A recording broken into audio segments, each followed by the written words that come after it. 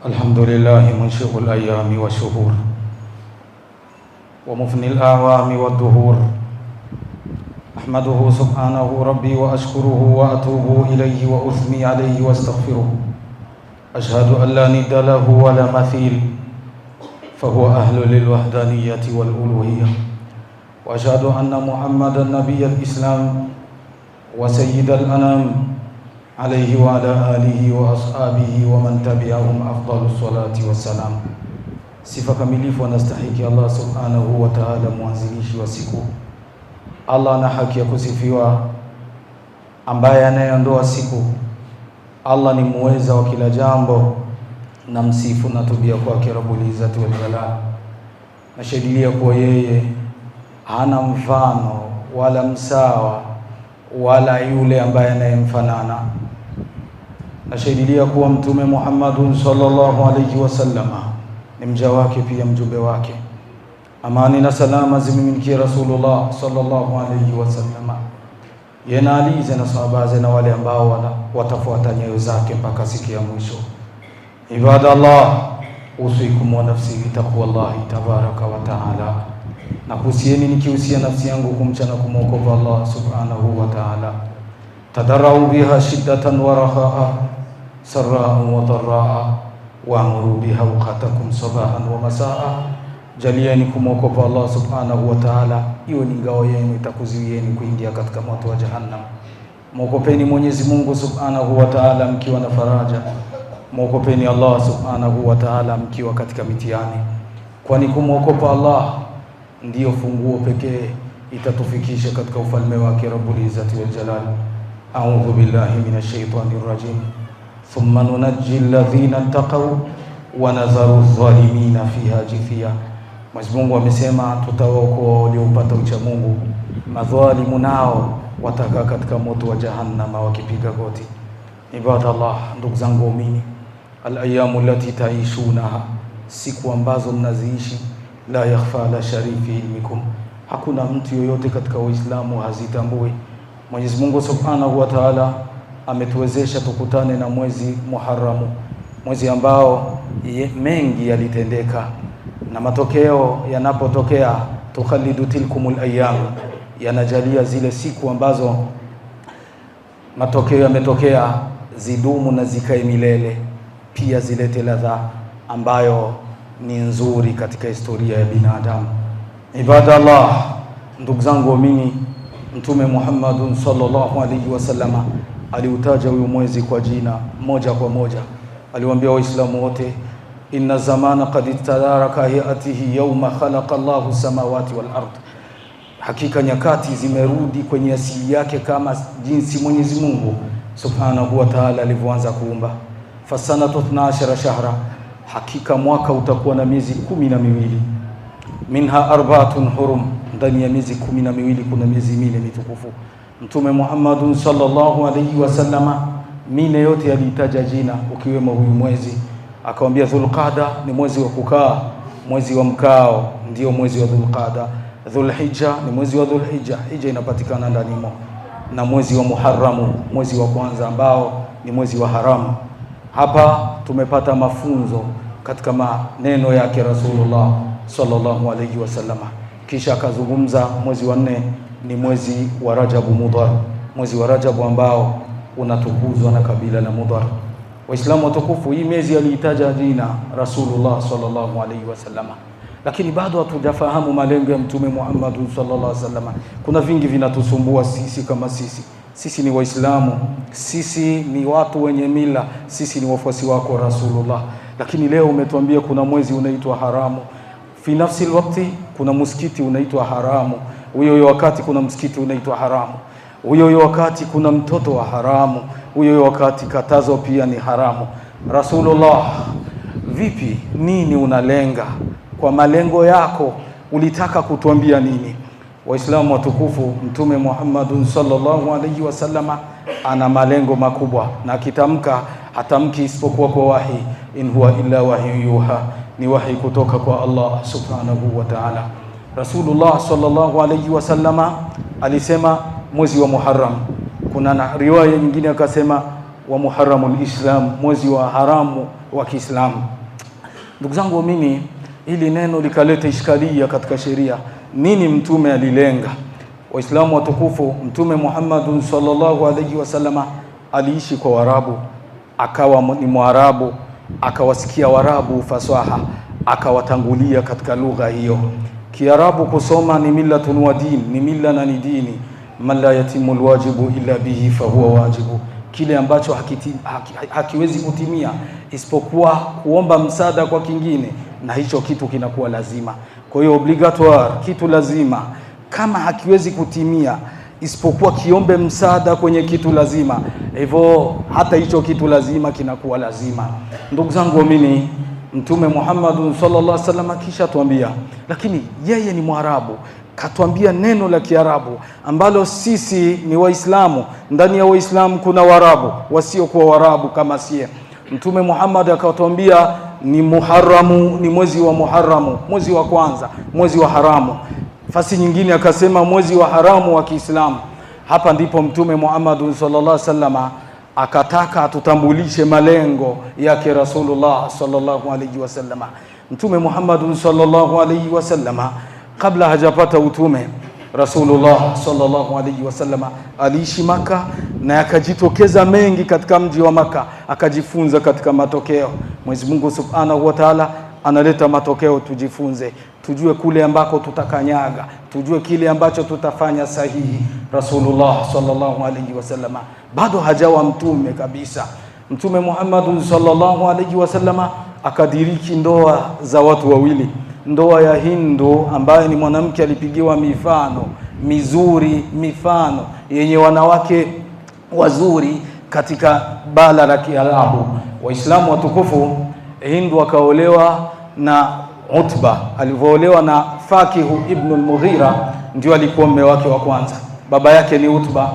Hindu alivyoolewa akaenda akaishi na Fakihu ibn al-Mughira. Huyu mwanamume alikuwa mkarimu, alikuwa na sifa nzuri, alikuwa na kile ambacho watu walikitaka.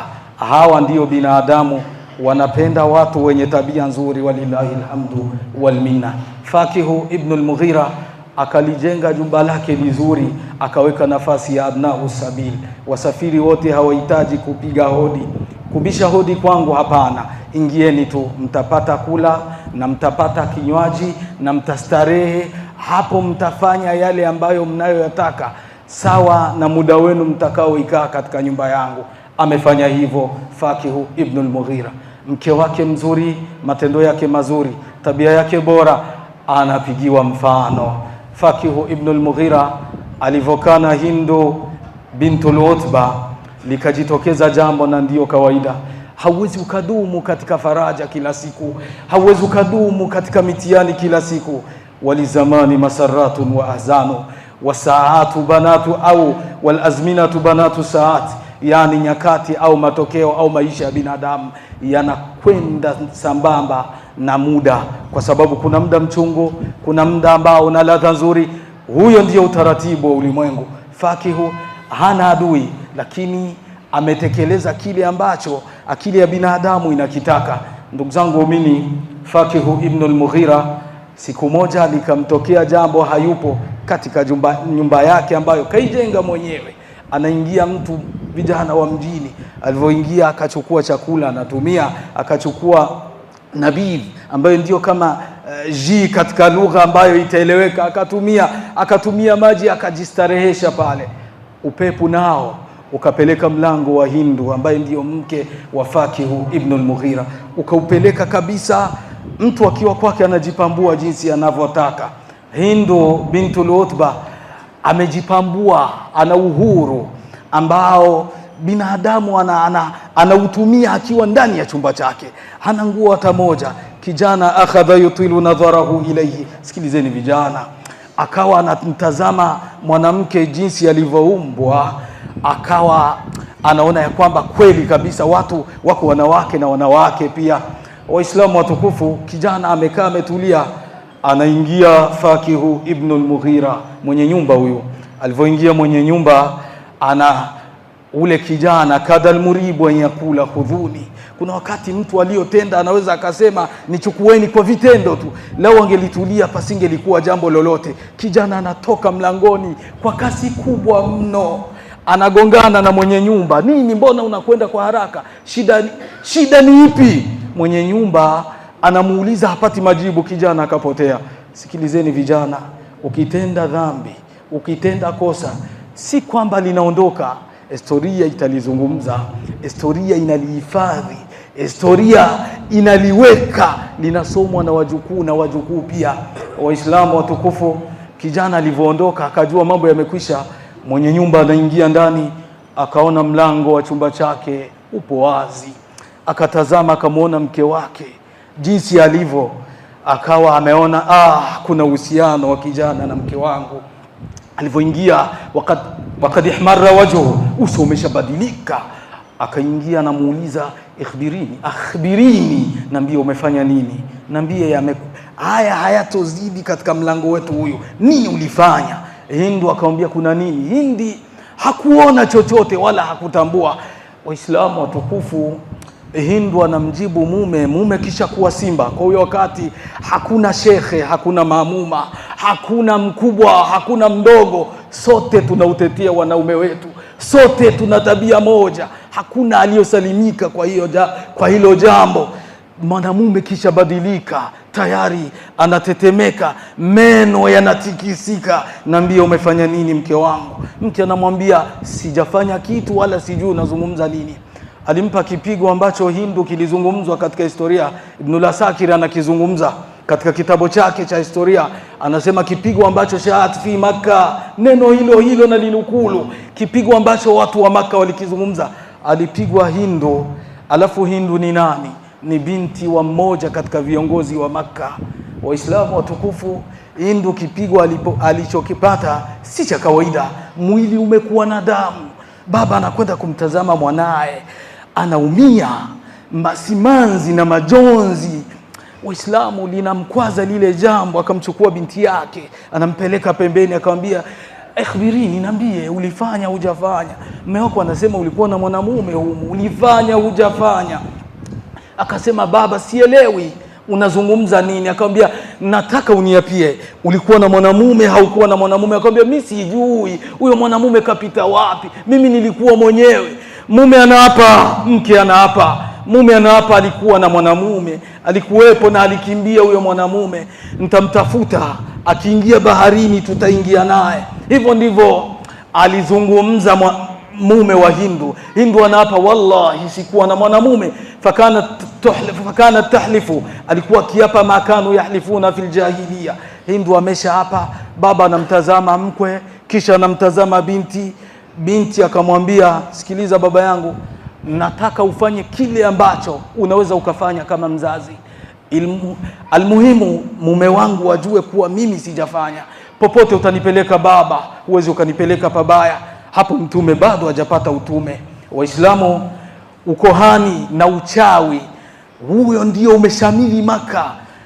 Utba akamtazama binti yake akamwambia, sikiliza binti yangu, kama umefanya niambie, mimi ni baba yako, nitatuma jeshi langu litamuua huyo mume wako, kisha huyo mwingine atakuja, lakini kama hujafanya sintokubali mie kuvaa aibu. Ndugu zangu, mimi Hindu akamwapia kwa mara nyingine. Baba akamwambia mkwewe, nahtakimu ana wa anta, tutahukumiana mimi na wewe, fi ahadi kuhani al-arab, kwa mmoja katika makohani wa Kiarabu, twende. Hindu ananyanyuka, kisha na mkwewe ananyanyuka, wanakwenda yamshiani sawia, mke na mume mashhunu, kisha jaa. Mke anamtazama, nini hasa, mbona umejaa kwa kitu ambacho sikitambui? Wewe una lengo lingine, wewe una lako jambo. Mume anamwambia tunakwenda huko. Alivyofika Hindu katika wale ambao wanaitwa ni makohani wakubwa, baba yake anamuona binti anasimama. Alivyosimama, baba akamwambia, binti yangu, si nilikwambia unaambia uhalisia na ukweli wa mambo, ningekuhami binti yangu, tazama jinsi unanivika aibu. Akamwambia hapana, hakuna aibu baba, ya abata nafidu ila rajulin la nadri ayasduqu au yakdhibu. Sisi tunakwenda kwa mtu ambaye hatujui anasema kweli au anasema uongo, lakini tunakwenda tu.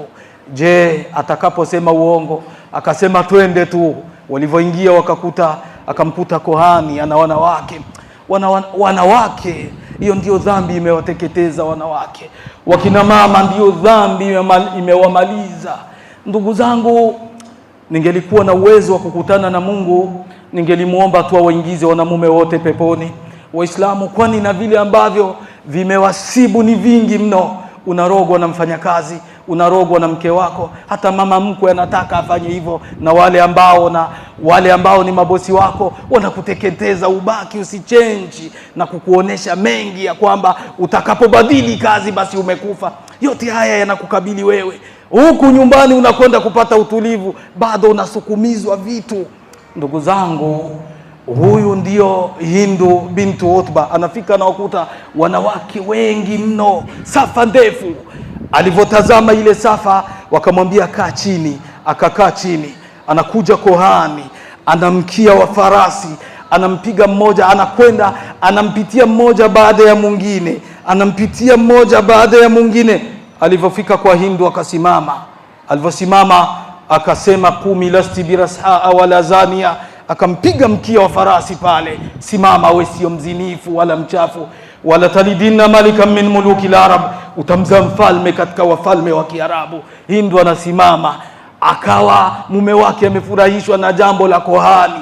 Kumbe nitakuja kuzaa mtoto katika wafalme wa Kiarabu.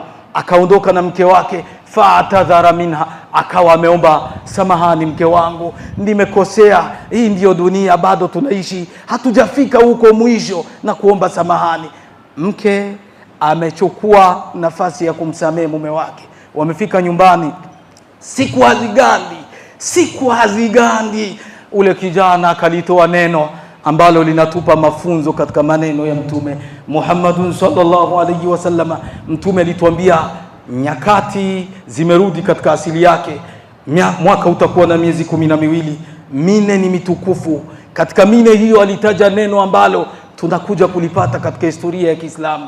Akataja Rasulullah Muharramul Islam, mwezi wa haramu tena wa Kiislamu.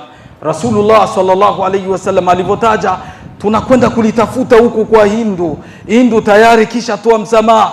Lakini kuna kijana aliona kumbukumbu zinamjia za kishetani. Niliwahi kuona, nikatazama, nikahifadhi, nikawa nimeburudishwa kishetani na maumbile ya Hindu.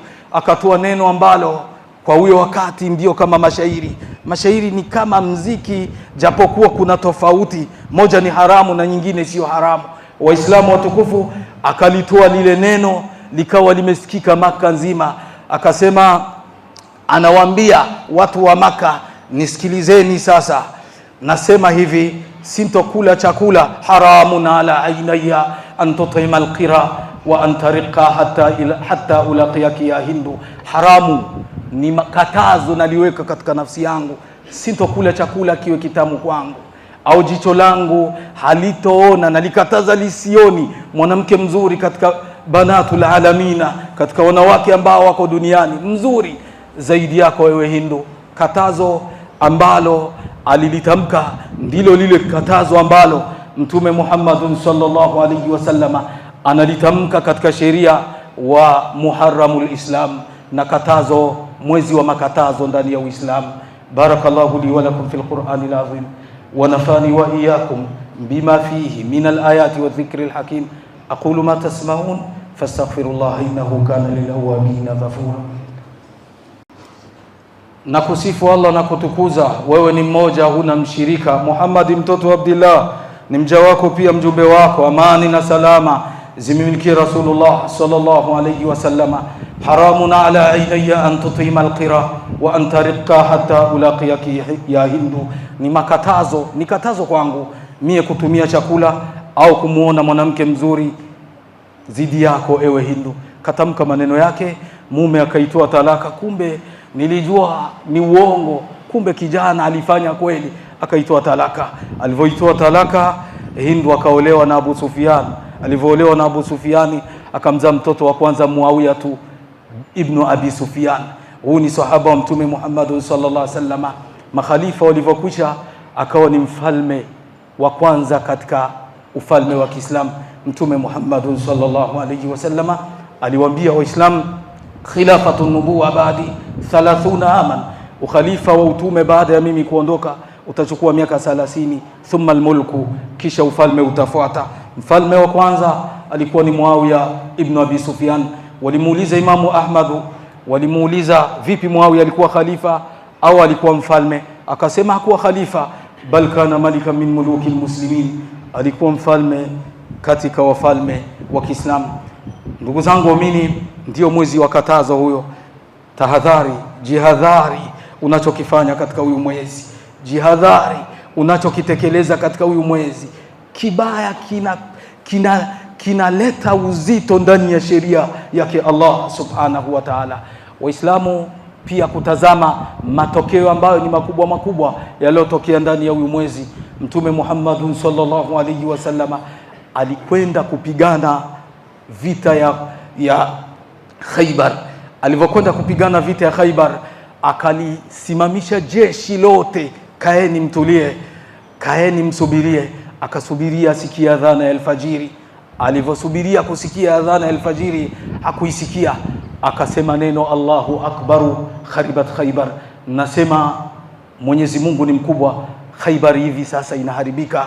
Mtume Muhammad sallallahu alaihi wasallam akaivamia Khaybar ndani ya hii siku, ndani ya huyu mwezi. Alivyoivamia Khaybar, akawateketeza Mayahudi wote, akaondoa kabisa katika mji wa Khaybar Mayahudi wote, na akawateka wale ambao waliingia katika vita. Waliotekwa ni Safia bintu Huyai, mtoto wa mfalme. Pia huyo akawa ameshikwa na jeshi la Mtume Muhammad sallallahu alaihi wasallam. Alivyokaa siku 3, na kawaida mateka huwa ni mamalakat aimanukum, unaweza ukawatumia ndani ya sheria. Mtume Muhammad sallallahu alaihi wasallam alimpa bendera Ali ibn Abi Talib, wewe ndio utasimamia hii vita. Yeye yuko pembeni, Mtume anatazama, anampa mafunzo Ali anayafikisha kwa jeshi lake Mtume Muhammad sallallahu alaihi wasallam. Vita imekwisha, mateka ni wengi, kuna wanawake na kuna watu wazima, kuna mamali tofauti. Mtume Muhammad sallallahu alaihi wasallam akamwambia, ngawira zote mtaleta nizigawe, kisha wanawake tazameni wale ambao wanahitaji nao pia muwape wanawake. Harithu ni katika watu walichelewa kuoa. Ndugu zangu waamini, Harithu akapewa Safia bintu Huyai. Huyu ni princess, huyu ni mtoto wa mfalme wa Kiyahudi. Harithu anakaa naye, siku ya kwanza anamtazama mwanamama jinsi alivyo. Siku ya pili Harithu anamtazama. Siku ya 3 ameshindwa kujiziwia, akenda kwake Rasulullah, akamwambia mwanamama ule ambaye ndio binti wa mfalme, na kuhakikishia hastahiki kuwa kwa yoyote zaidi yako wewe Mtume Muhammad sallallahu alaihi wasallam. Dunia yenu hayumo Rasulullah sallallahu alaihi wasallam, antum adra bi dunyakum min, nyie mnajua dunia yenu kuliko yeye Rasulullah sallallahu alaihi wasallam. Mtume akapuuzia maneno ya Harithu, akamwambia ya Rasulullah, narudi tena nazungumza, ule mwanamke astahiki kuwa kwa yoyote isipokuwa kwako ya Rasulullah. Mtume akapuuzia. Harithu anakwenda, swala ya dhuhuri imepita, swala ya asiri imeingia, akamwambia ya Rasulullah, namaliza neno langu, huyo mwanamke astahiki kuwa kwa yoyote isipokuwa kwako wewe Mtume. Laisa al-khabaru kalmuayana, za kuambiwa ni tofauti na za kuona. Ningekuomba usimame twende ukaone. Rasulullah akasimama kwa miguu yake. Aliposimama akamtazama Safia, akamwambia, ni kweli huyu ni wangu mie, huyu ni wangu mie, huyu ni wangu mie. Mtume Muhammad sallallahu alaihi wasallam, je, unataka dunia? La hasha, sio hilo. Hakuwa na lenga hilo ambalo dhahabtum ilai, mlilikusudia au mlilifikiria punde, sio lengo lake hilo. Mtume Muhammad sallallahu alaihi wasallam alivyomuona jinsi anajishika Safia, amejishika kama mtoto wa mfalme, akiolewa na mwanamume wa kawaida, hii ndoa haidumu. Mtume akasema, ni kweli huyu mwanamke anastahili kuwa wangu. Anampa maswali, jinsi anayepata majibu. Sio mtu wa kawaida huyu, sio mwanamke wa kawaida. huyo anastahiki kuwa wangu. Anavyojishika mbele yake Mtume Muhammad sallallahu alayhi wasallama, ni kweli anastahiki kuwa wake Rasulullah sallallahu alayhi wasallama. Akawa amemwambia simama, akaondoka naye. Alivyoondoka naye Mtume akakaa naye siku kadhaa. Hakuna mtu aliyosalimika. Wewe ukiwa hakuna mweupe duniani utasemwa tu, hakuna aliyosalimika. Ukiwa imamu msikitini umekula, ukiwa shekhe una yako, ukiwa hivi wote watakuchakachua. Ndio dunia hivyo, ndio dunia. Mtume Muhammad sallallahu alaihi wasallama anaanza kusikia mazungumzo ya watu yanabadilika. Vipi wanazungumza katika magenge, katika vikao. Huyo alikaa kwa Harithi siku 3. Hivi nani anaweza akasalimika? Nani anaweza akasalimika tena kwa mwanamke kama huyu? Acha tuache siku zizungumze, acha tuache siku zipite. Hawa ndio binadamu. Ma ahadu min althuni nasi salima, hakuna aliyosalimika katika ndimi za binadamu.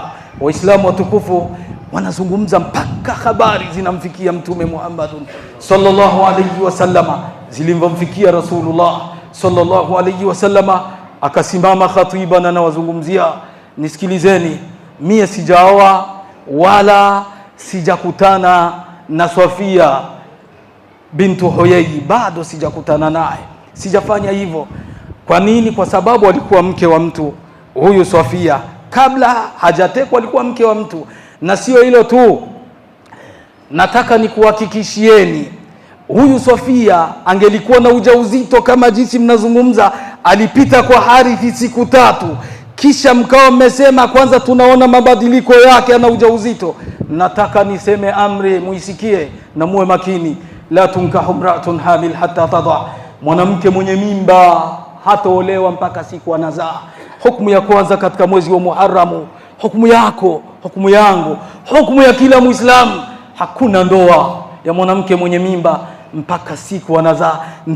Ndilo lile katazo alizungumza Mtume Muhammad sallallahu alaihi. Ni mwezi wa katazo. Acheni utundu, acheni mambo ambayo yanachafua dini ya Allah, acheni yale ambayo mnayafanya, sawa shirki, sawa bid'a, sawa utundu, sawa mambo ambayo yanaichafua dini ya Mwenyezi Mungu subhanahu wa ta'ala. Mtume akakataza, nasema la tuta imra'atun hamil hatta tada, mwanamke mwenye mimba haruhusiwi kuolewa mpaka siku anazaa. Rasulullah sallallahu alayhi wasallama anamaliza kuhutubu, anaona mazingira yameboreshwa mbele ya msikiti wake. Nini hasa? Viungu vikubwa, watu wamepika. Hawa watu walimchinja punda, kisha wakawa wanataka kumtumia kama kitoweo. Mtume akauliza, nini, mbona mimi sijatoa bije ya jeshi langu, mimi naijua, sijatoa hiyo pesa, nini hasa, kuna nini? Wakamwambia tumemchinja punda. Rasulullah sallallahu alayhi wasallama akatoa katazo lingine, haruhusiwi kuliwa punda ndani ya Uislamu. Katazo lingine lake Rasulullah sallallahu alayhi wasallama akamwambia, sikilizeni, si hilo tu, na wakatazeni muta, nimeiharamisha kuanzia hivi sasa. Mtume akakataza muta, ambayo ni sheria kwa wasio kwa Waislamu, ashia na sharia. Muta akaikataza Mtume Muhammad sallallahu alayhi wasallama. Ilikuwa yaumu Khaybar, kisha akaijadidi katika fathu Makkah, akaiwekea mkazo na kupiga msumari wa mwisho Rasulullah sallallahu alaihi wasallam. Ndilo lile katazo alituambia katika mwezi wa Muharram, acheni utundu, acheni kuchafua dini ya Mungu, acheni kuingiza vitu ambavyo haviko katika dini, acheni kucheza eti ni ibada, acheni kumkwaza Mola wenu. Mtakufa vibaya nyie, mtakufa vibaya. Kundi linaanza la watu wazima, watu wenye busara zao. Mungu ana huruma. Unadai kuwa ni mambo katika dini, unacheza, ukivuta sauti ukiitoa. Alifanya wapi Rasulul Umma wa Sayyidu Thaqalaini? Ni kweli shangazi yake Mtume, ulisema kweli watavunja haya makatazo. Nakiri kwa moyo, alizungumza shangazi yake Rasulullah sallallahu alayhi wasallam. Naye pia aliitwa Sofia, shangazi wa Mtume Muhammadun sallallahu alayhi wasallam. Siku anakufa Mtume, anakwenda kumtazama mwanae, anakwenda kumtazama mtoto wa kaka yake, uso jinsi ulivyo mzuri, akamtazama, akambusu, halii, watu wanalia, yeye halii. Anatoka nje anawatazama watu jinsi wanalia, akasema sikilizeni, ala ya Rasulallahi kunta rajaana wa kunta barran wa lam taku jafia kunta rahiman hadiyan wa muallima liyabki alayka al-yawma man kana bakia. Mtume Muhammadu, ulikuwa matarajio yetu sie, kunta rajaana wa kunta hadiyan wa muallima, ulikuwa kiongozi bora tena mwalimu ambaye anastahiki, ulikuwa mtu ambaye alikuwa ni taa kwa wengine. Liyabki alayka al-yawma man kana bakia, walie leo wenye kutaka kulia. Ana la abki nabiyya li faqdihi, mimi sintolia kwa sababu umeondoka mwanangu, walakin abki min alharaji atia, nalia kwa utundu ambao utafanywa na watu ambao wanadai kuwa ni Waislamu. Mtu umezeeka bado tu haujaacha utundu, mtu umefanya mengi, chumvi nyingi umekula, bado unadai kuwa ni Uislamu. Acha kutuletea usanii katika dini ya Mungu, acha kutusumbua, acha huyo utundu. Hii dini ni kitabullah wa sunnatu rasulillah sallallahu alayhi wasallama. Unataka kutuletea dini mpya? Hatutokubali, haiwezekani kamwe, hautosalimika mno, hatutokukubalia. Ndiyo maana utazungumzwa na tutakufuatilia kule ambako utakokwenda. Hakuna dini mpya, hakuna mchezo mpya, hakuna miziki ndani ya Uislamu. Abdallah, istahya ala nafsika, ona aibu. Hii ni dini ya Mungu, hii ni dini ya Allah, hii ni dini ya Mwenyezi Mungu subhanahu wa ta'ala. Unaweka usanii katika dini na unacheza na unaimba, unavuta. Wapi ulitoa? Ulitoa katika agano la lipi? Ndani ya Qur'ani hamna, sunna za mtume hamna. Wapi ulipata? Tuambie, tunataka utupe hoja. Utaibika, utasumbuka, utakosa pa kukatiza wewe. Hii dini ya Mwenyezi Mungu subhanahu wa ta'ala haimtazami mkubwa wala mdogo. Umekosea, utaambiwa. Mtume Muhammad sallallahu alaihi wasallam alizungumza na mzungumza baba yake, kaka wa baba yake moja kwa moja, akamwambia riba ya kwanza naianza niko Arafa, na ibatilisha ni riba ya baba yangu Abbas. Alikuwa anakula riba huyo. Eti wewe unatuletea usanii na bado misikiti bado haijazungumza kitu, sheria bado haijazungumza, viongozi wetu bado mmekaa kimya, wanatuletea usanii katika dini. Hilo jambo halipo, na hilo jambo litakuja kukukokotea ndani ya maisha yako wewe. Achana na usanii katika dini, achana kudai vitu ambavyo havipo. Man ahdatha fi amrina hadha ma laysa minhu fahuwa raddu, atakaye anzisha kitu katika sheria ya Mwenyezi Mungu subhanahu wa ta'ala na hakipo, anarejeshewa mwenyewe. Weka katika mfuko wako, weka katika mkoba wako, weka katika nyumba yako. Lakini kudai kama ni dini, hiyo ni kitu ambacho kitakufanya uaibike mno. Tubia kwa Allah kabla fawati al-awan, kabla haujaondoka dunia. Rejea kwa Allah kabla hujaondoka dunia, rejea kwake Allah na utubu na ukiri kuwa haya nimeyafanya nikazagaza, sio dini, ni usanii. Na ubaya zaidi, usanii umefanywa na watu ambao wamekula chumvi nyingi mno. Umri umekwenda, lakini wanaufanya usanii, na bado tumekaa kimya, bado tunatazama. La wallah, sheria haiwezi ikazungumza hivyo. Thumma alamu ibadallah annakum fi yawmil jum'ati sayyidil ayyam fasallu fihi wa sallimu ala sayyidil anam ذي الوجه الأنور والجبين الأزهر الشافع المشفع في عرصات يوم المحشر إن الله وملائكته يصلون على النبي يا أيها الذين آمنوا صلوا عليه وسلموا تسليما وارض اللهم عن الخلفاء الأربع أبي بكر الصديق وعمر الفاروق وذي النورين عثمان وأبي الحسنين علي وعن ستة المبشرين سعيد وسعد وابن عوف وطلحة وآمر فهر والزبير الممدح اللهم اعز الإسلام والمسلمين وأذل الشرك والمشركين ودمر أعداءك أعداء الدين. اللهم إن لنا في أجواف المقابر آباء وأمهات وجيرانا وجارات وإخوانا وأخوات. اللهم آنس في تلك البقاع وعشتهم وارحم اللهم تحت ثرى غربتهم. اللهم هذا جهدنا فرض عنا، اللهم هذا جهدنا فرض عنا، اللهم هذا جهدنا فرض عنا. اللهم إنا نشكو إليك ضعف قواتنا وقلة حيلنا وهراننا على الناس. أنت رب المستضعفين، إلى من تكلنا؟ إلى بعيد يتجهمنا أو عدو ملكته أمرنا؟